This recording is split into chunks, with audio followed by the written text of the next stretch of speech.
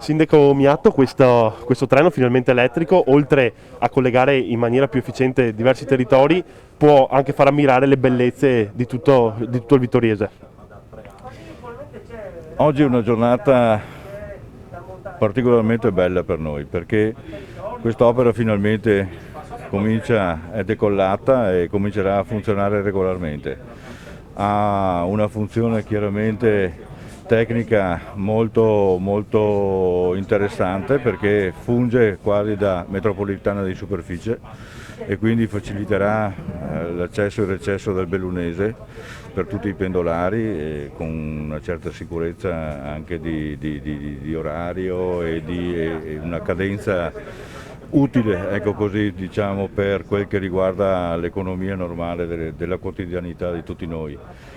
Mentre assume una particolare valenza proprio turistica perché la valle, che era interessante dal punto di vista turistico prima dell'autostrada, poi ha avuto un decremento di interesse proprio per l'autostrada, che ha fatto chiudere un pochettino tutti quelli che erano i punti di interesse e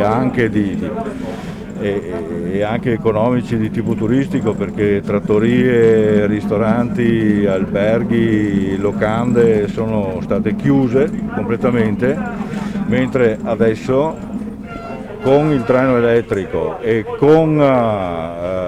si spera fra non molto la realizzazione di una ciclabile che connetta l'Alpago, che è già connesso più a nord, no? Con la Piana, farà sì che questo treno possa fare il paio con i treni che servono la tratta San Candido Rienz, e quindi la ciclabile può diventare anche proprio un must utilizzato da chi vuole poi salire in treno e scendere in bicicletta, per una tratta molto lunga, molto comoda, molto bella. La valle, che sembra non avere oggi particolare interesse di tipo turistico, vi posso elencare i punti di interesse, che sono dati da 7 specchi lacuali, grandi o piccoli che siano, ne sono 7 soltanto nella valle.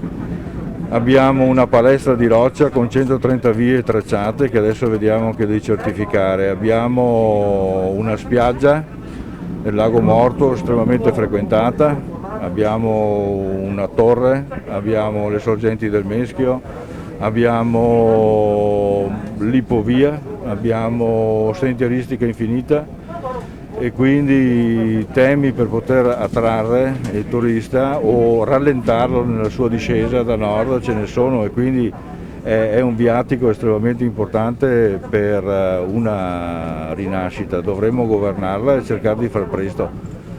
È difficile lavorare in territori così, abbiamo visto quanto che ci è voluto, ecco, per avere il treno.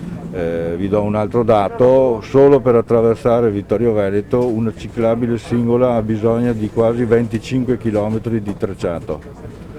25 km di tracciato sono una cosa difficile da realizzare. Siamo a livello progettuale, è nostra intenzione darci da fare per ottenere questa ulteriore infrastruttura.